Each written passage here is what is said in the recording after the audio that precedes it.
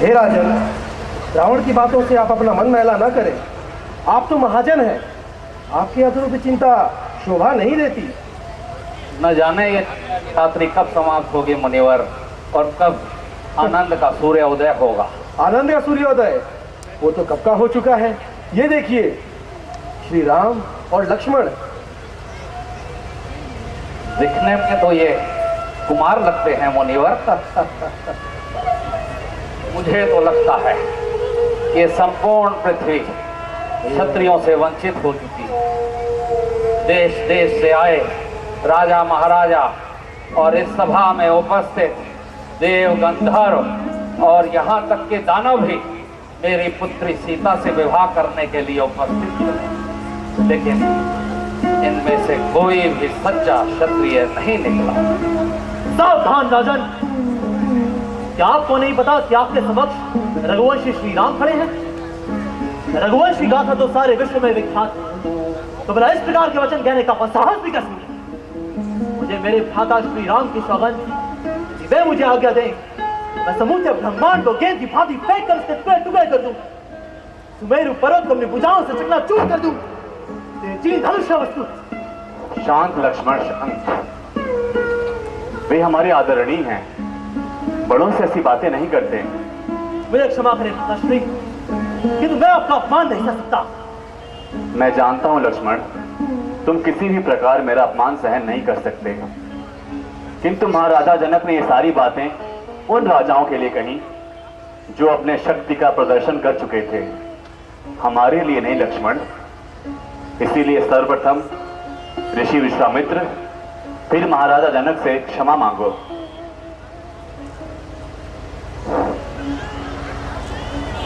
लक्ष्मण, ये मेरी इच्छा है।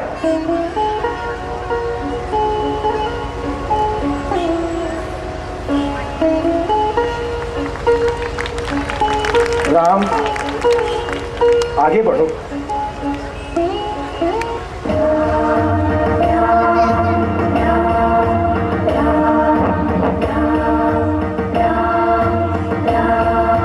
अखिलांडकोटि ब्रह्मांड नायका, आदिमध्यांतरहिता, अवाङ्मानसगोचरा, कालाय तस्मै नमः।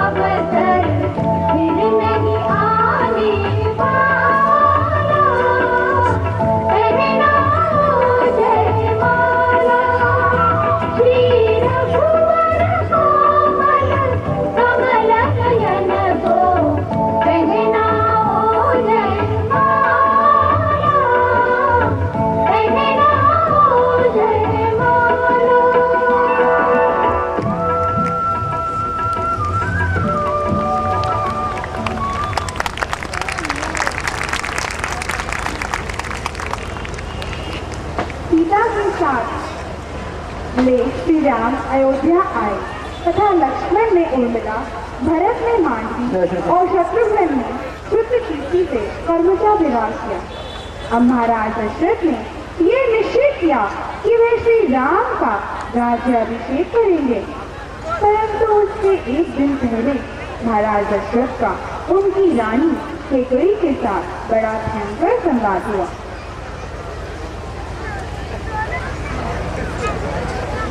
महारानी मेरी बात तो सुनो।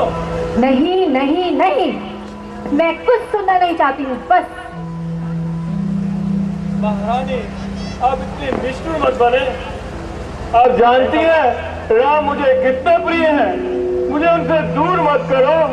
अच्छा, तो क्या भरत आपको प्रिय नहीं है? क्या वे आपके पुत्र नहीं हैं? देवी, मत करो ये बातें। आपके मन में ये विष किसने घोला? मुझे मेरे 2 वरदान चाहिए, बस। अयोध्या का राज्य मेरे पुत्र भरत को मिले, राम को नहीं, और राम को 14 वर्ष के लिए वनवास। तुम जानती हो तुम क्या मांग रही हो? भली भांति जानती हूँ महाराज कि मैं क्या मांग रही हूँ। ये कैसे संभव है कि मैं राम के बिना जीवित नहीं रह सकता? बड़ी उदारता से, बड़े सत्यवादी बनकर, क्या सोचकर आपने कहा था, मांगो के कई मांगो, जो चाहे सो मुझसे मांग सकती हो। क्या सोचा था आपने कि भोली भाली के कई कुछ चने चढ़ेने मांगेगी? मैं एक राजा की पुत्री हूँ, एक राजा की धर्मपत्नी हूँ, एक राजे से कम भला मांग भी कैसे सकती हूँ, ये नहीं सोचा था आपने?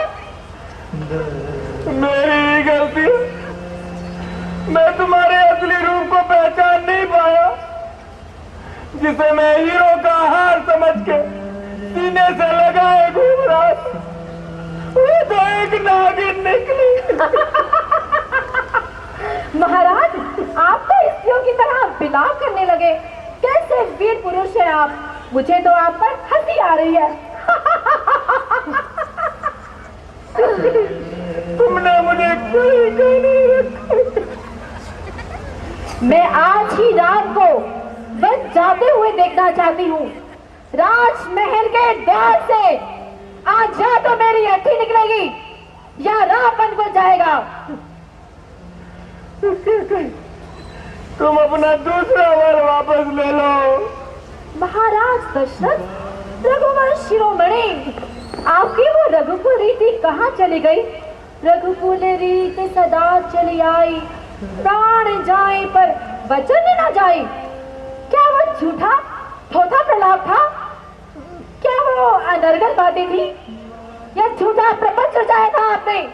उत्तर दीजिए महाराज, उत्तर दीजिए। भगवान, तुमने मुझे कहाँ ला कर मारा? अब मैं अयोध्या वासियों क्या मुंह दिखाऊंगा? अब और अधिक प्रपंच मत कीजिए महाराज। धर्म हो या धर्म, यश मिले या अपयश, मैं मेरे भरत की सौगंध खाकर कहती हूँ कि मैं राम को वन भेजने के सिवाय किसी और दूसरे वर से संतुष्ट नहीं हो सकती। प्राण भी राम के साथ ही जाएंगे। संसार सूर्य के बिना रह सकता है, मछली जल के बिना जीवित रह सकती है, दशरथ राम के बिना जीवित नहीं रह सकता के कहीं। तो तोड़ दीजिए अपना वचन। आप उन रघुवंशियों में से तो है नहीं जिन्होंने अपने वचन निभाने के लिए अपने प्राणों की आहुति दे दी, जिन्होंने एक पंछी की जान बचाने के लिए अपनी बोटी बोटी कटवा दी। आप उन रघुवंशियों में से तो है नहीं। आप रघुवंश के कलंक हैं, कलंक। अगर आज आपने मेरे वचन पूरे नहीं किए तो मैं विष खाकर प्राण त्याग दूंगी।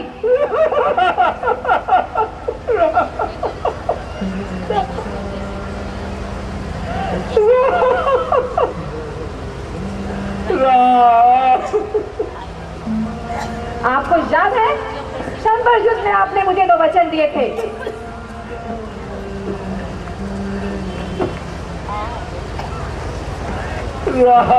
ये तो रघुवंश की परंपरा नहीं है।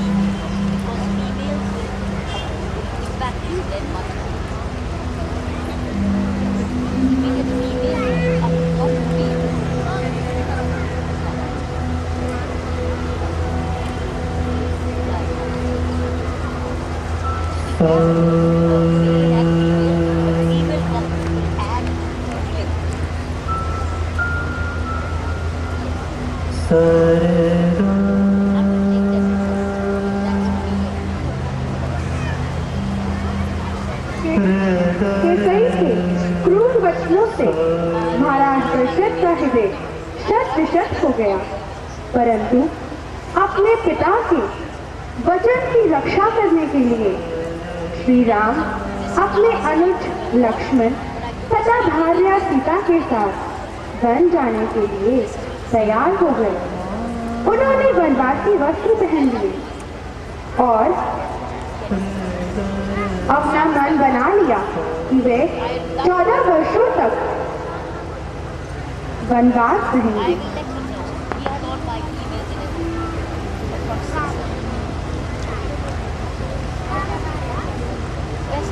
इस तरह उन्होंने अपनी रघुकुल की रीति को सत्य किया।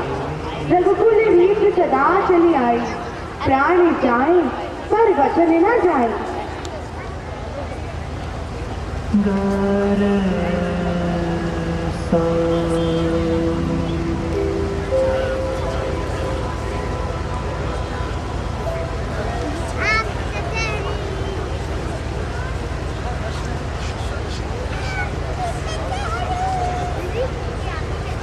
सरगमा रमा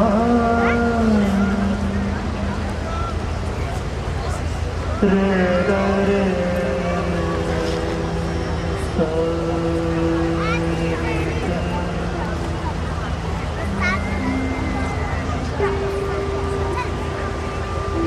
गमा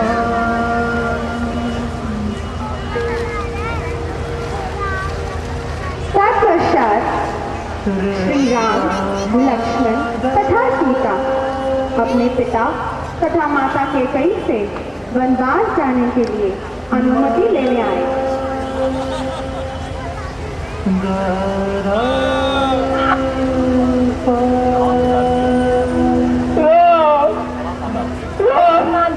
तुमने कैसे वर्कर वर्तमान किए लक्ष्मण?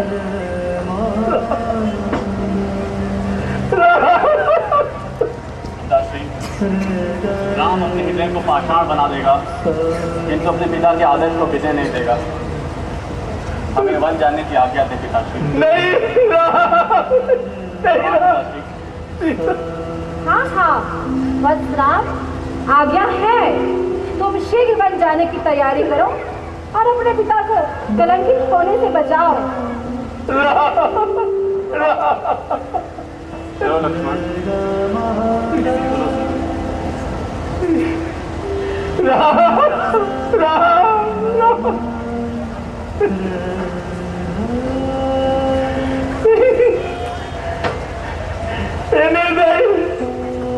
निष्ठुर कभी सुखी नहीं रहेगी, कभी सुखी नहीं।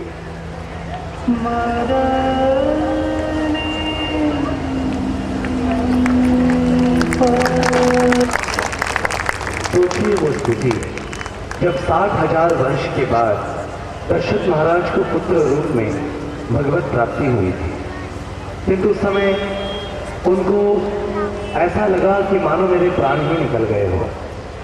दशरथ महाराज की स्थिति अत्यंत जीर्ण हो गई और जब तक भरत और शत्रुघ्न अपने मामा कैकेयी राजा के पास गए थे, अपनी यात्रा पूर्ण हेतु वहां से जब वापस लौटे तब माता कैकेयी यही राह देख रही थी कि भरत कब आएगा। और जब भरत आए तो उन्होंने कुछ विचित्र ही देखा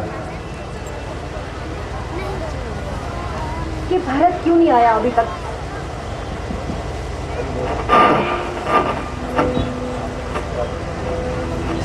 कब से उसकी प्रतीक्षा करूं।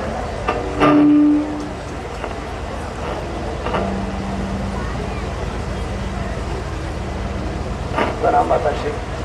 आयुष्मान भव। भरत, ये अयोध्या में राधा श्री राम दिखाई नहीं दे रहे। वो मैंने तुम्हारे पिताश्री से दो वरदान मांगे थे, तुम्हारे लिए अयोध्या का राज्य और राम के लिए 14 वर्ष का वनवास। भरत, मैंने तुम्हारा सारा रास्ता साफ कर दिया है। क्या ये अनर्थ आपने किया? अपनी महत्वाकांक्षा की पूर्ति करने हेतु आपने मुझे पशु बनाया। भरत, मैंने जो कुछ भी किया तुम्हारे भले के लिए किया। भावना की आवेश में तू अपने भले की बात नहीं समझ पा रहा है पुत्र। मर गया आपका पुत्र। धिक्कार है मुझे आपको अपनी माता कहलाने पर और मुझे आपको अपना पुत्र कहलाने पर। आपने मेरी पिता की हत्या कर दी, रास्ता साफ कर दिया आपने। भरत, हर माता को ये लोभ होता है कि उसका पुत्र बड़ा बने। मैं तो तुम्हारी माता हूँ भरत। माता और आप लज्जा नहीं आती बोलते वक्त? ए पापिन, मुझे दशरथ जैसा पुण्य पुरुष पिता के रूप में मिला, तुझ जैसी पापिन मुझे माता के रूप में मिली। जब नागिन किसी बालक को जन्म देती है और जब उसे भूख लगती है ना, तो वो बच्चों को भी खा लेती है। तब आपने मुझे क्यों जीवित छोड़ा? अरे कम से कम ये भरत अपना कलंकित मुंह तो अयोध्या वासियों को नहीं दिखाता। क्या कहेगा संसार? भरत का प्रेम राम के प्रति एक ढोंग था, एक नाटक था, दिखावा था। ए पापिन, तू मेरी माता होने के लायक नहीं। तू मेरी माता होने के लायक नहीं। नहीं, तू मेरी माता होने के लायक।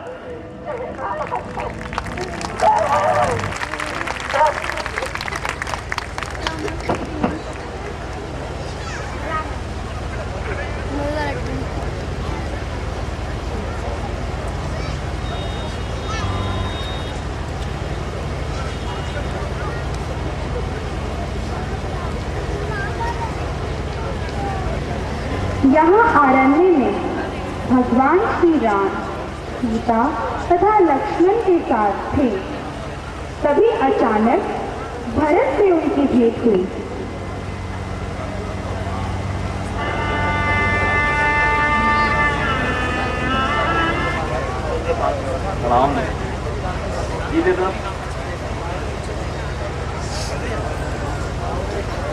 थे कि वे राम को अयोध्या वापस लेके ही जाएंगे, चाहे कुछ भी हो जाए। परंतु अयोध्या के राजा रामचंद्र थे, हैं और हमेशा रहेंगे। यही मन बनाकर वे वनवास में राम जी से मिलने गए।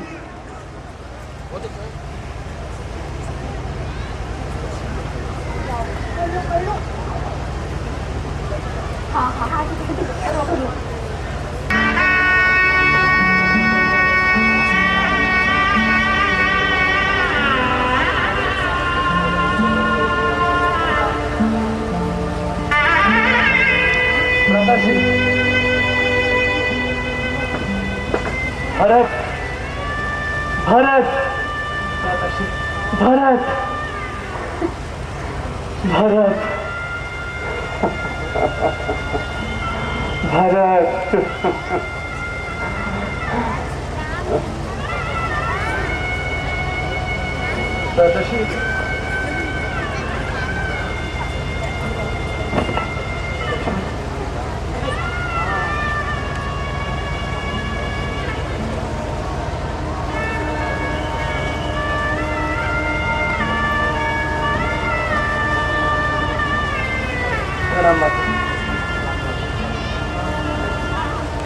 दादाजी, बाल्यकाल से लेकर आज तक भरत की आत्मा आपके प्रेम और करुणा से परिपूर्ण है। अब इसमें लालसा का कोई स्थान नहीं। जो भी दंड देना हो इस भरत को दीजिए, किंतु इस प्रकार उसका परित्याग नहीं कीजिए। नहीं भरत, नहीं। मुझे ज्ञात है भरत, जितना राम स्वयं को नहीं जानता उतना भरत को जानता है। नहीं दोस्त, और तुम तो स्वयं एक कसौटी हो भरत। अच्छा, एक बात बताओ, पिताश्री कैसे हैं? उनका स्वास्थ्य कैसा है? भरत, मैं पूछता हूं पिताश्री कैसे हैं? भरत,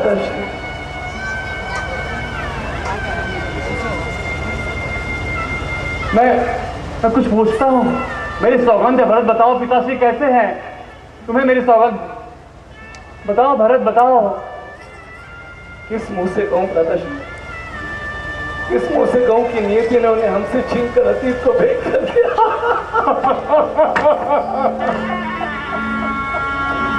पिताजी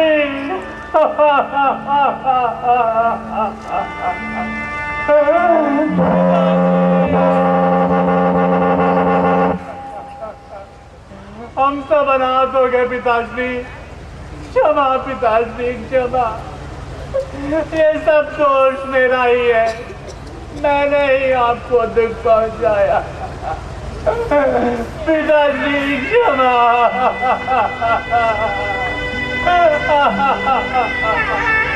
हम सब अनाथ हो गए पिताश्री, क्षमा पिताश्री क्षमा।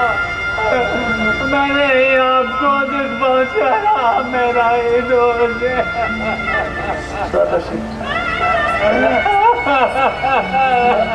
अपने आप को संभालिए, अपने आप को संभालिए।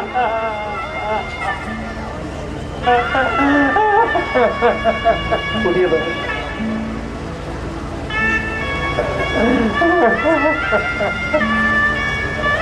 दादाजी, मेरी इच्छा है कि यही आपका राज्याभिषेक हो जाए। मेरे भरत, और पिताश्री को दिए गए वनवास के वचन का क्या होगा भरत? वो आपकी स्थान पर यह भरत जाएगा।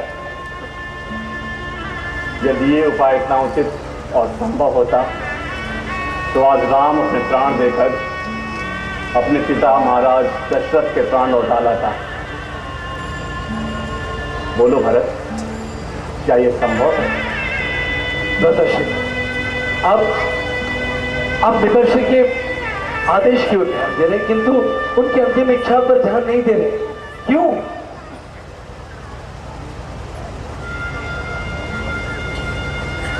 पिताश्री के इच्छा का सम्मान ही उनका सबसे बड़ा अपमान होगा।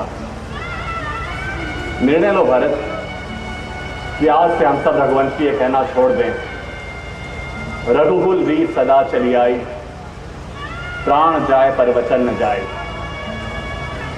राम अपनी मर्यादा की हत्या कर देगा, अपने गुरु को दिए गए वचनों का उल्लंघन कर देगा, हिल जाएगा उन वचनों से, किंतु उसके हाथ क्या आएगा? सिर्फ अयोध्या का सिंहासन। बोलो भरत, हाथ क्या आएगा? अयोध्या का सिंहासन। तो फिर आप बताइए, आप बोलिए कि आपका सुख किसमें? जिस मार्ग में सुख है वो मैंने चुन लिया है भरत। पिता के वचनों का पालन हुआ, माता की इच्छाओं का सम्मान हुआ, इससे बड़ा सुख और क्या होगा?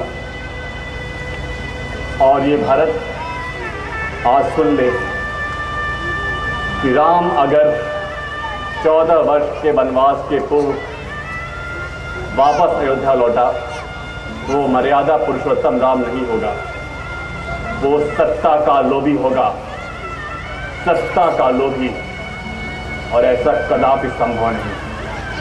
दादाजी, संपूर्ण अवध के हृदय पर राज करने वाले राम आज भी संपूर्ण अयोध्या पर राज्य कर।